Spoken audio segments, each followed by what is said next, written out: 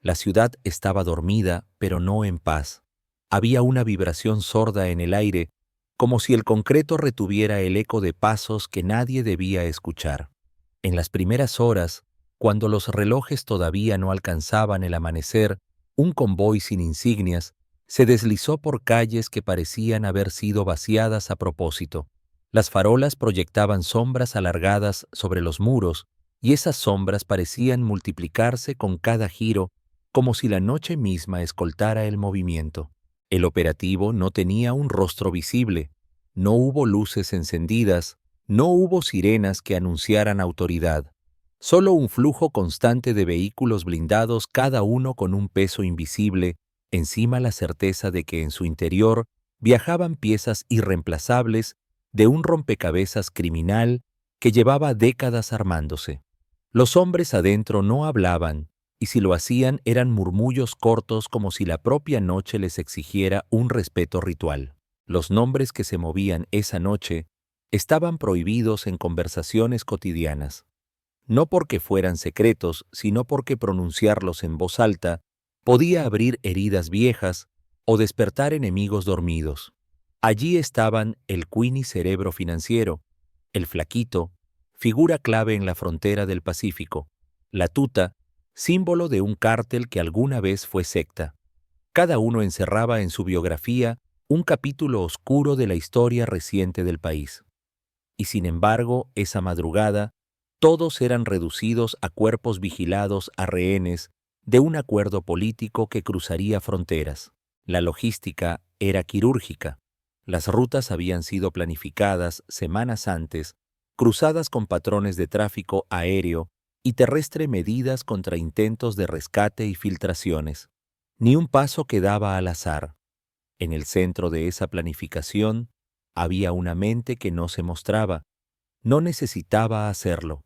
Era suficiente con que su influencia se filtrara en cada decisión, en cada puerta que se cerraba, en cada blindaje que se reforzaba. Esa figura no estaba presente físicamente, pero su pulso se sentía en el orden impecable de la operación, como si su sombra hubiera dibujado el mapa horas antes. Las cámaras de vigilancia capturaban imágenes que nunca llegarían a la prensa, rostros tensos, miradas fijas en el horizonte, manos esposadas que no temblaban. Algunos de los extraditados parecían resignados, otros se aferraban a una serenidad artificial, como si estuvieran actuando para sí mismos. No todos temían la cárcel.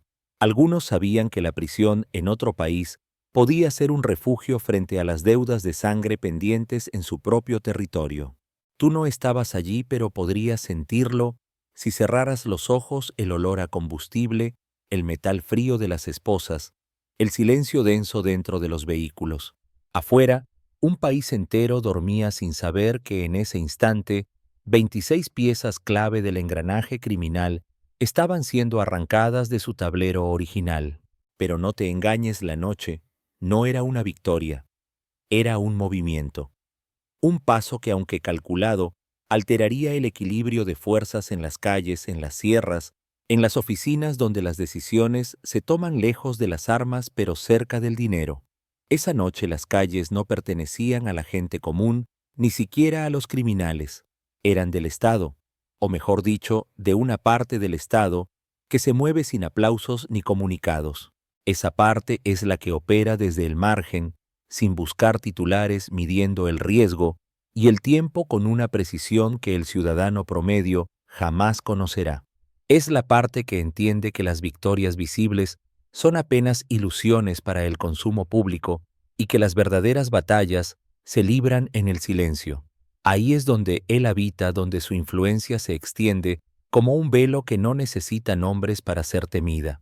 La caravana avanzaba hacia el aeropuerto militar, donde un avión esperaba con motores encendidos. En la pista, las luces no titilaban. El ambiente era de espera contenida, como un pulmón que retiene el aire antes de exhalar. Cada paso de los prisioneros estaba medido por hombres que no parpadeaban con el dedo a 1 centímetro del gatillo, no por miedo, sino por costumbre. En algún lugar lejos de ese frío concreto, iluminado por focos industriales, había una oficina sin ventanas donde las actualizaciones llegaban en intervalos exactos. Una voz seca confirmaba cada etapa. Ningún nombre se pronunciaba, solo códigos y coordenadas. Desde allí, alguien observaba el desarrollo con la calma de quien sabe que la pieza final ya está asegurada. Quizá no lo veas, pero ese tipo de noches no se improvisan.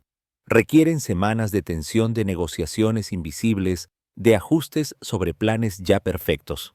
Y cuando finalmente ocurren, dejan una marca que no se borra, un hueco en la jerarquía criminal, un mensaje hacia afuera y hacia adentro, una advertencia velada de que el brazo del Estado puede llegar incluso en la hora más oscura. Si cierras los ojos, puedes imaginar el momento exacto en que el avión cruza la frontera y deja atrás el territorio.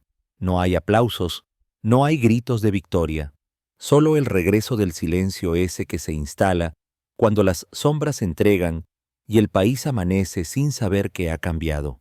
No todos los nombres pesan igual en el aire. Algunos se pronuncian como un susurro, como si el sonido mismo pudiera despertar fantasmas. Otros, en cambio, llevan décadas resonando en expedientes judiciales, en conversaciones de pasillo entre periodistas, en informes clasificados que nunca llegan a manos del público. La lista de los 26 extraditados no era simplemente un inventario de criminales, era un registro vivo de heridas abiertas, de pactos rotos y de historias que se entrelazan con la memoria colectiva del país. Detrás de cada apodo había un mapa de violencia.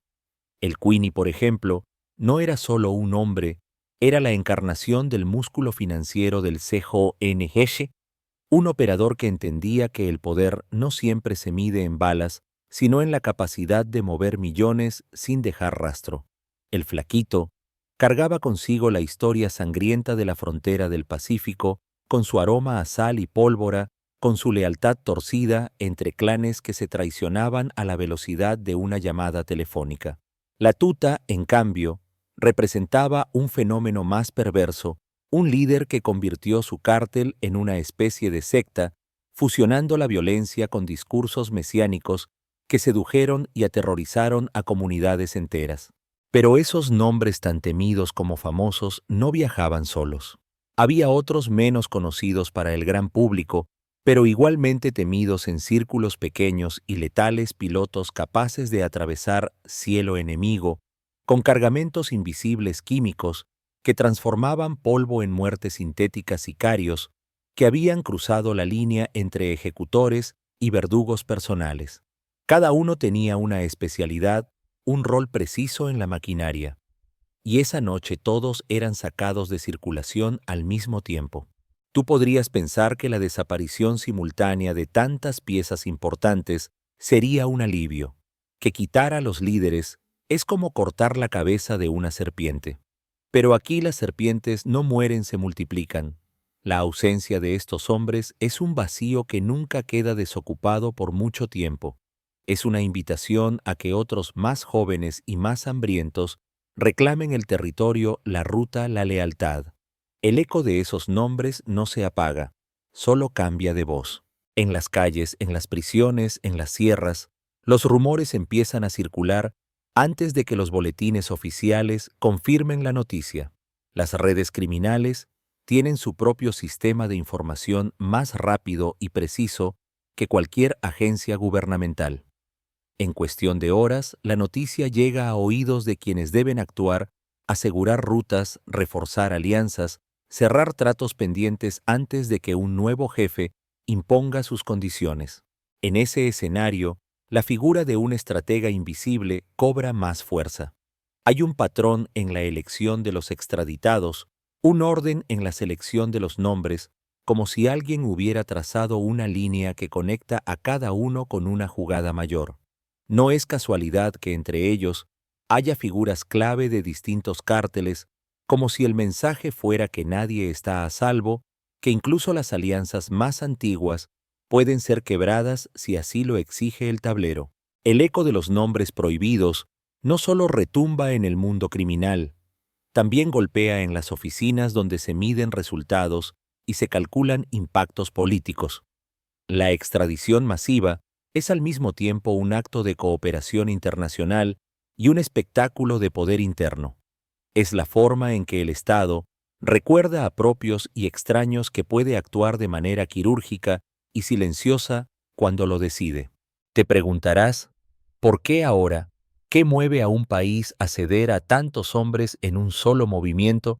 Tal vez la respuesta esté en acuerdos invisibles, en compromisos sellados, lejos de las cámaras, en la diplomacia que se teje entre pasillos y que rara vez se filtra. Tal vez en lo más profundo no se trate de justicia, sino de equilibrio, entregar para ganar, ceder, para reforzar, sacrificar piezas para proteger al rey. El eco de los nombres prohibidos seguirá resonando mucho después de que estos hombres pisen suelo extranjero, porque sus historias, sus crímenes y sus alianzas siguen vivos en las personas que dejaron atrás. Y porque en este juego la ausencia de un nombre famoso no siempre significa el fin de la historia, sino el inicio de otra más oscura. Las rutas del crimen no siempre se trazan en los mapas, no aparecen en las carreteras que conocemos ni en los aeropuertos que figuran en folletos turísticos. Son líneas que se dibujan con dinero, con favores y con amenazas susurradas en conversaciones privadas. Conectan puntos distantes en el territorio, pero también unen intereses que a simple vista parecerían incompatibles. Y esas rutas invisibles para la mayoría se vuelven más claras cuando alguien observa desde la altura adecuada. En la operación que llevó a la extradición de los 26, no hubo improvisación. Cada traslado fue una pieza dentro de un engranaje que llevaba meses girando. No se trataba solo de capturarlos y enviarlos al otro lado, había que hacerlo de forma que las rutas criminales quedaran expuestas aunque fuera de manera parcial para poder anticipar la reacción. Y aquí entra el juego silencioso de un tipo de poder que no necesita cámaras ni discursos, el que sabe que el verdadero control es el que se ejerce desde las sombras. Las rutas invisibles no solo mueven drogas, son caminos para el dinero sucio, para la información que decide quién vive y quién muere, para los migrantes que cruzan bajo promesas falsas y para las armas que cambian de dueño tantas veces que parecen multiplicarse.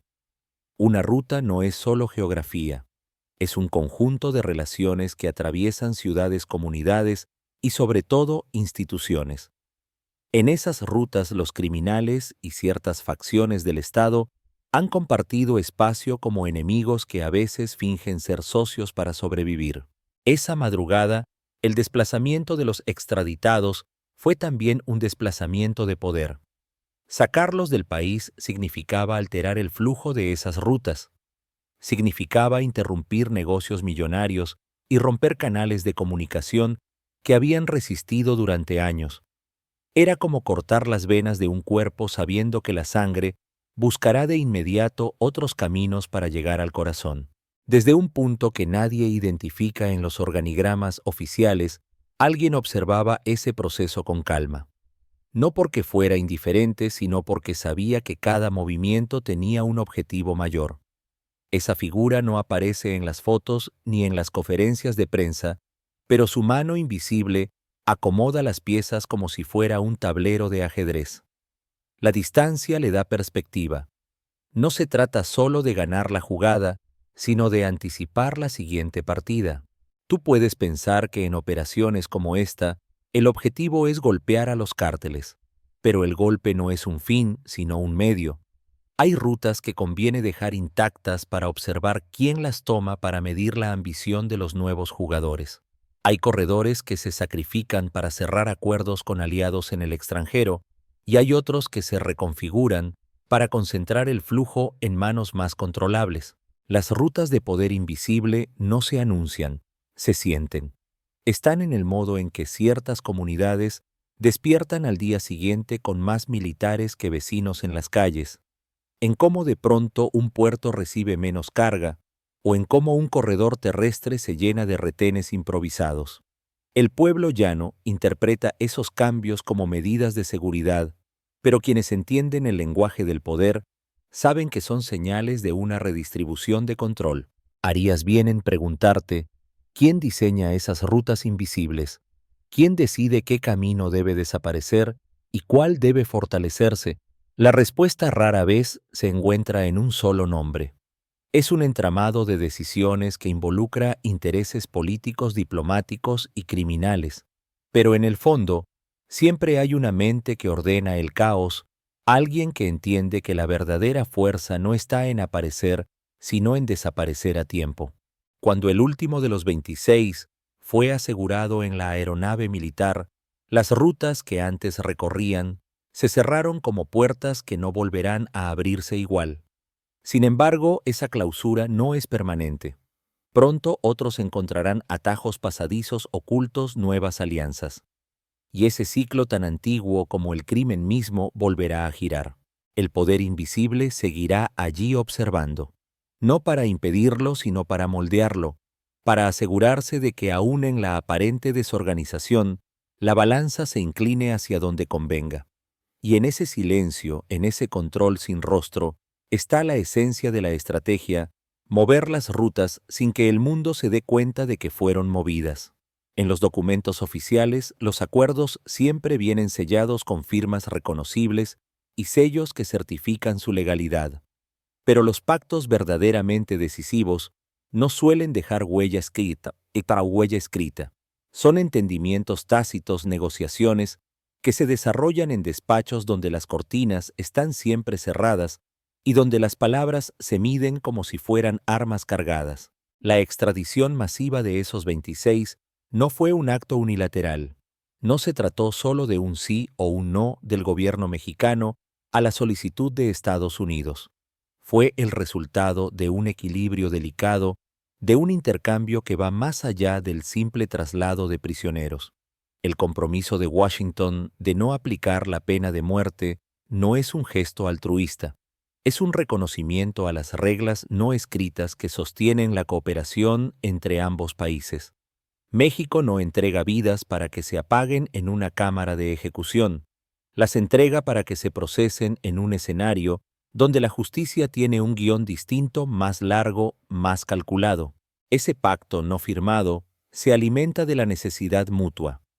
Estados Unidos quiere resultados visibles contra los cárteles que alimentan su crisis interna de drogas, especialmente de fentanilo. México necesita mostrar que su brazo es firme y que puede actuar sin vacilaciones. Ambos necesitan que el otro mantenga la cara limpia, aun cuando debajo de la superficie se acumulen las contradicciones. En este tipo de entendimientos hay cláusulas invisibles. Nadie las dice en voz alta, pero todos las entienden. Ciertas capturas se entregan a cambio de información. Ciertos nombres quedan fuera de la lista porque su valor como pieza de inteligencia supera el de un juicio inmediato. Ciertas operaciones se posponen para no alterar equilibrios políticos en momentos críticos. El pacto sin firma es flexible, pero no por eso menos letal.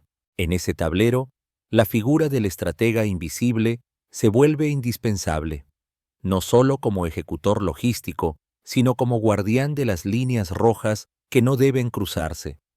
Él sabe cuáles son los límites de cada lado y cómo estirarlos sin romperlos. Su presencia se siente en los silencios entre comunicados oficiales, en la precisión quirúrgica con la que se eligen las fechas, en la ausencia de filtraciones que podrían arruinarlo todo. Tú puedes pensar que este tipo de pactos son frágiles, pero en realidad son más duraderos que muchos tratados escritos. Sobreviven porque se sostienen en la necesidad mutua, en el interés compartido de que el enemigo común se mantenga debilitado, aunque nunca destruido del todo. Y aquí está la paradoja: el pacto no busca el fin definitivo del crimen, sino mantenerlo dentro de márgenes controlables, en una zona gris donde la violencia no desaparece, pero tampoco se desborda lo suficiente como para volverse ingobernable. El acuerdo sobre la pena de muerte es solo la capa visible. Detrás hay otros compromisos: intercambio de inteligencia, coordinación de operativos, blindaje mediático, para que las narrativas oficiales coincidan a ambos lados de la frontera. Cada entrega de alto perfil es también una puesta en escena que reafirma la alianza. Los aplausos se los llevan las autoridades, pero el verdadero beneficio se negocia en la penumbra. La madrugada de la operación, cuando el avión despegó el pacto sin firma, quedó reforzado. No había discursos ni brindis, solo un asentimiento tácito entre quienes saben que cumplieron su parte. El vuelo no transportaba únicamente criminales, llevaba también un mensaje cifrado, una promesa renovada de que el intercambio de favores y resultados seguirá vigente mientras convenga a ambas partes. Pero los pactos así tienen un precio, y ese precio rara vez lo pagan quienes los firman con la mirada. Lo pagan las comunidades que siguen atrapadas en medio del fuego cruzado, los testigos que nunca serán llamados a declarar, las familias que jamás recibirán reparación. El pacto es eficaz pero no es justo, y esa es la condición silenciosa que lo mantiene vivo. En el mundo del crimen organizado, la caída de un líder nunca es un final. Es apenas un cambio de coordenadas. Cuando una cabeza rueda, el cuerpo no muere, se agita, se contrae, busca adaptarse.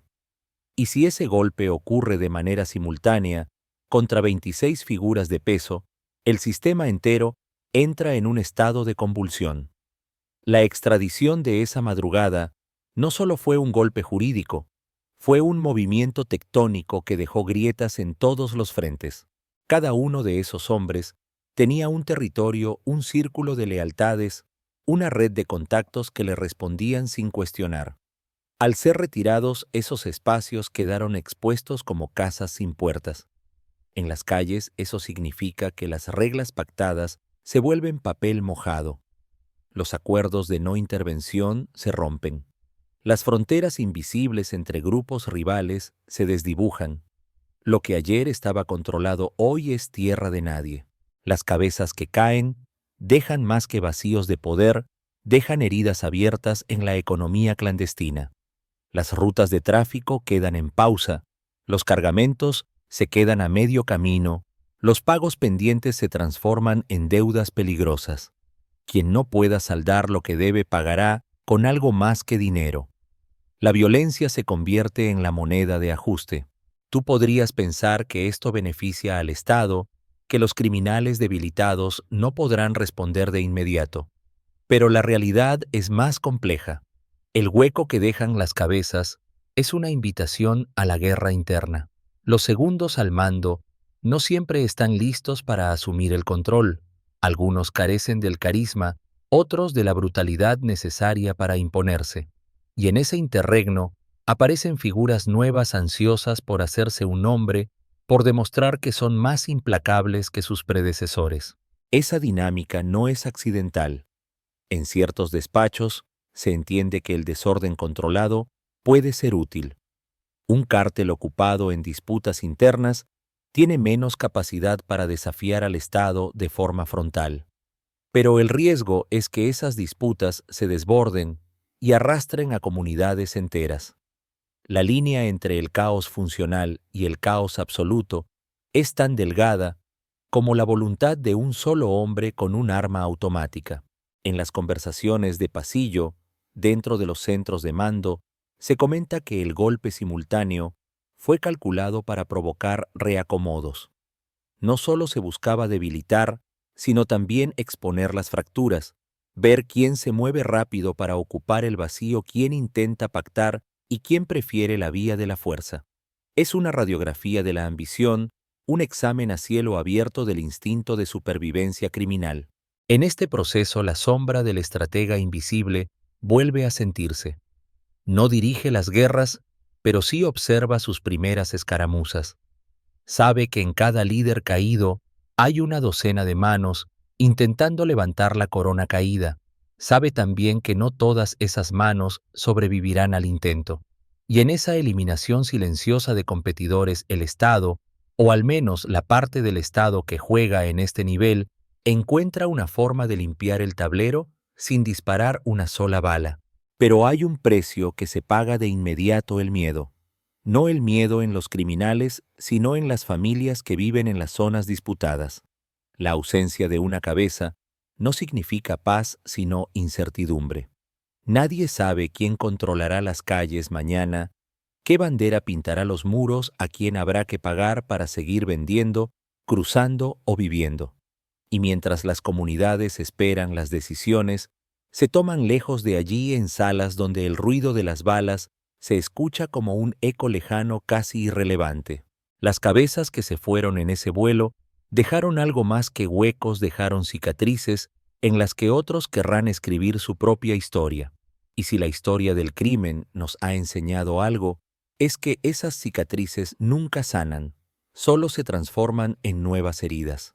Cuando las cámaras enfocan el avión despegando, llevando consigo a 26 figuras que durante años aterrorizaron comunidades enteras, la narrativa oficial habla de justicia y cooperación internacional.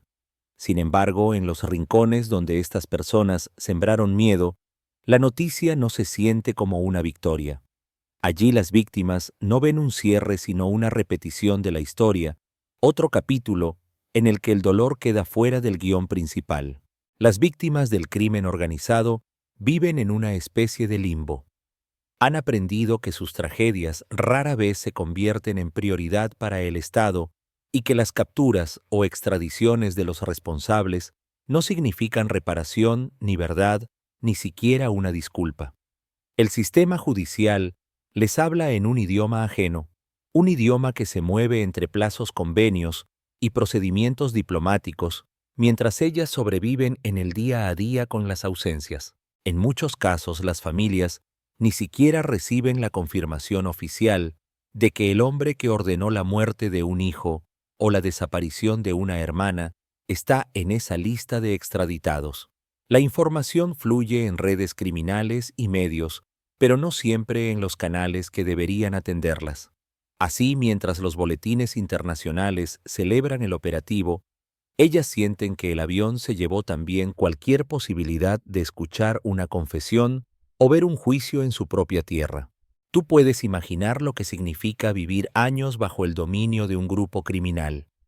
No es solo el miedo a la violencia física, sino la imposición de un orden paralelo, pagar cuotas para trabajar, pedir permiso para abrir un negocio, obedecer reglas impuestas por personas que no fueron elegidas y que responden únicamente a sus propios intereses. Cuando esos grupos pierden a sus líderes, las víctimas no recuperan la libertad, simplemente cambian de carcelero. La extradición masiva también plantea un dilema moral profundo. ¿Es justicia si la condena se dicta lejos de las comunidades afectadas? ¿Es reparación si la voz de las víctimas no participa en el proceso? Para muchos, el envío de estos capos a otro país significa que las heridas quedan sin sutura, que la historia se interrumpe sin resolverse. Y esa interrupción es peligrosa porque el dolor no reconocido se convierte en desconfianza y la desconfianza en silencio. En este paisaje emocional, la figura del estratega invisible adquiere otro matiz. Desde su posición, sabe que la percepción pública importa tanto como el resultado operativo.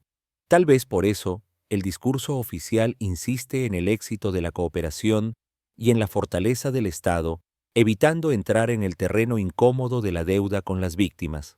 Es una estrategia calculada mantener la narrativa en el campo del orden y la seguridad lejos de las zonas grises donde las preguntas no tienen respuesta. Pero el espejo de las víctimas no miente. Refleja un país que ha aprendido a celebrar las victorias a medias, a conformarse con golpes simbólicos mientras el tejido social sigue desgarrado. Refleja la paradoja de una justicia que se construye lejos de los lugares donde se cometieron los crímenes y que a veces parece más interesada en proyectar fuerza que en sanar. En algunos pueblos, la noticia de la extradición llegó como un rumor deformado: se llevaron a todos, ya no volverán. Ahora sí estaremos tranquilos. Son frases que contienen tanto esperanza como ingenuidad, porque quienes han vivido lo suficiente bajo estas sombras saben que la tranquilidad es un lujo frágil y que siempre habrá alguien dispuesto a ocupar el lugar del que se fue. El espejo finalmente no refleja solo a las víctimas, también nos devuelve la imagen de un Estado que se mira a sí mismo y decide que el orden es más importante que la verdad, que la cooperación internacional es más valiosa que la reparación local. Y mientras esa lógica prevalezca, la distancia entre el discurso y la realidad seguirá siendo un abismo que las víctimas cruzan solas. No todos los liderazgos se ejercen desde un estrado. Algunos viven en la penumbra, en la distancia calculada que separa al ejecutor del escenario. En la extradición de los 26, su nombre no apareció en los comunicados, su rostro no fue captado por las cámaras, pero cada paso de la operación llevaba el pulso de alguien que entiende que el orden no siempre se impone a gritos. A veces basta con un susurro en el momento justo. Él no dirige caravanas ni escolta prisioneros. Dirige el clima en el que esas caravanas se mueven. Su trabajo es garantizar que el operativo no tenga fisuras, que los filtros de seguridad se mantengan intactos, que ninguna grieta permita a un enemigo anticiparse. No se necesita ver su firma para reconocer su estilo, precisión quirúrgica, ausencia de ruido innecesario y una secuencia de acciones que parecen inevitables una vez que se ejecutan. En círculos cerrados, su figura es entendida como la de un arquitecto del orden. No es la fuerza bruta lo que lo define, sino la capacidad de reorganizar el caos sin que nadie advierta el proceso. Cuando un operativo de esta magnitud se lleva a cabo sin filtraciones, sin confrontaciones públicas y sin un solo disparo, es porque alguien trazó un mapa invisible que todos siguen sin cuestionar. Tú puedes pensar que la ausencia de protagonismo es una señal de debilidad, pero en este nivel de juego es todo lo contrario. El verdadero poder se mide en la capacidad de actuar sin dejar huella, en mover piezas que alteran el tablero, mientras la mirada pública se distrae con otros espectáculos. En este caso, la atención estaba en los nombres extraditados, pero la mano que movía la balanza permanecía fuera de foco. Su susurro no es literal. Es un lenguaje de gestos de tiempos de decisiones tomadas antes de que la urgencia las reclame. En el lenguaje del poder, un susurro puede detener una fuga, acelerar una entrega o desactivar un conflicto. Es la diferencia entre que un operativo se convierta en un escándalo o en una operación limpia, sin titulares incómodos. El rol de una figura así no se limita al momento del traslado. Comienza mucho antes en la planificación de quiénes deben irse y quiénes deben quedarse. Hay capos que no se tocan todavía porque son útiles como piezas de presión o fuentes de información. Otros, en cambio, se sacrifican en un momento calculado para enviar mensajes claros tanto al enemigo como a los aliados. Este es un juego de tiempos y señales, y él sabe leerlos mejor que nadie. En las semanas posteriores a la extradición, su influencia se siente en el silencio que deja la operación. No es un vacío caótico, sino un espacio contenido donde las reacciones de los cárteles parecen medirse con cautela, como si supieran que cualquier movimiento precipitado será detectado, analizado y respondido. Esa calma tensa es el sello de alguien que no solo ejecuta golpes, sino que administra las consecuencias. Es posible que la mayoría nunca asocie su nombre con esta noche de extradiciones, y tal vez eso sea lo que él quiere. En un país donde la exposición pública puede convertirse en vulnerabilidad, permanecer como una sombra al margen del aplauso es también una forma de sobrevivir. El susurro del orden es en realidad una advertencia. No hace falta gritar para que todos escuchen. Cuando el avión cruzó la frontera y los 26 quedaron bajo custodia extranjera, el país no despertó con un cambio visible. Las calles siguieron llenas de vendedores de tráfico de rutinas que no saben o no quieren detenerse para mirar lo que acaba de ocurrir. Pero bajo esa superficie de normalidad, algo se había movido. El día después de una operación así, no es el fin de nada. Es el inicio de un reacomodo lento, casi invisible, que se filtra en las grietas de la vida diaria. En las primeras horas, las reacciones fueron apenas murmullos. En los barrios donde el narco impone reglas, los halcones comentaban en voz baja, los mensajeros recibían instrucciones nuevas y algunos negocios cerraban antes de tiempo sin dar explicaciones. La ausencia de los líderes se percibía como un hueco extraño, una pausa que no se sabe si es antes de la calma o del estallido. En los despachos oficiales el ambiente era distinto. Allí el día después se medía en informes y en mapas con rutas tachadas. Se analizaban patrones de comunicación, se revisaban posibles movimientos de los herederos de cada plaza. No había celebración ruidosa. El tono era más bien clínico, como el de un médico que evalúa si la cirugía más delicada que ha realizado tendrá el efecto esperado o si el paciente recaerá. Tú podrías pensar que tras un golpe así los cárteles se paralizan, pero en realidad la maquinaria sigue girando aunque sea con menos velocidad al principio. Nuevos nombres empiezan a sonar como posibles sucesores, viejas disputas se reactivan y alianzas frágiles buscan reforzarse antes de romperse. El crimen organizado entiende el vacío como una oportunidad y el Estado, si quiere mantener la ventaja, debe anticipar esa inevitable mutación. En medio de este tablero en transición, la figura del estratega invisible mantiene su distancia. No interviene en cada pequeño choque, no responde a cada provocación. Su tarea es observar el paisaje en su conjunto, detectar las zonas donde el orden puede sostenerse y aquellas donde será necesario volver a intervenir. El día después del silencio es también el día en que se siembran las próximas jugadas. Fuera de las altas esferas, el ciudadano común procesa la noticia como un titular más. Algunos lo interpretan como una señal de que el gobierno está ganando la guerra. Otros, con más escepticismo, lo ven como una coreografía política que no cambiará la violencia en sus colonias. La distancia entre la percepción pública y la realidad operativa es amplia, y en ese espacio es donde el Estado decide qué verdades mostrar y cuáles mantener ocultas. Esa mañana, el país amaneció igual y distinto. Igual en las costumbres, en los miedos cotidianos, en las conversaciones interrumpidas por la desconfianza. Distinto en la estructura invisible que sostiene o desestabiliza el equilibrio del poder. La extradición fue un mensaje, pero los destinatarios no eran solo los criminales, también eran los observadores externos, los socios estratégicos y los propios actores dentro del Estado, que entienden que esta partida no se gana de una vez, sino con movimientos calculados uno tras otro en la penumbra. Y así, mientras el sol subía sobre una ciudad que fingía no haber cambiado, el verdadero juego apenas comenzaba. Porque el silencio no es el final, es la pausa antes de la próxima orden. La madrugada en que México entregó a 26 figuras del crimen organizado a Estados Unidos fue más que un operativo judicial, fue una coreografía precisa de poder.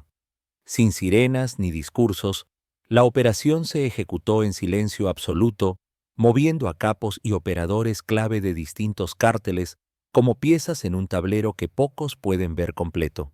Los nombres extraditados desde el Queenie hasta la Tuta llevaban tras de sí décadas de violencia y su partida dejó huecos peligrosos que pronto serán disputados.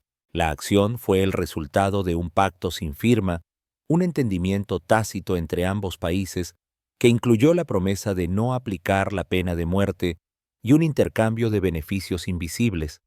Este acuerdo no solo buscó justicia, sino también equilibrar fuerzas, controlar rutas y enviar un mensaje político. Para las víctimas, sin embargo, la extradición significó poco en términos de reparación. Las comunidades afectadas vieron partir a sus victimarios sin obtener verdad ni justicia en su propio territorio. La distancia entre el dolor local y las estrategias internacionales quedó expuesta, mostrando que el orden estatal a menudo prioriza la cooperación y la imagen antes que la sanación social. En el centro de todo, sin aparecer en cámaras, una figura estratégica, símbolo del poder organizado, orquestó la operación desde las sombras. Su influencia se sintió en la precisión milimétrica, en la ausencia de filtraciones y en la calma tensa que siguió. El día después del silencio no trajo paz ni caos absoluto, sino un reacomodo invisible. Los cárteles comenzaron a mover fichas, el Estado ajustó sus mapas y el juego continuó. En este tablero cada movimiento prepara el siguiente, y la verdadera victoria no se anuncia, se susurra.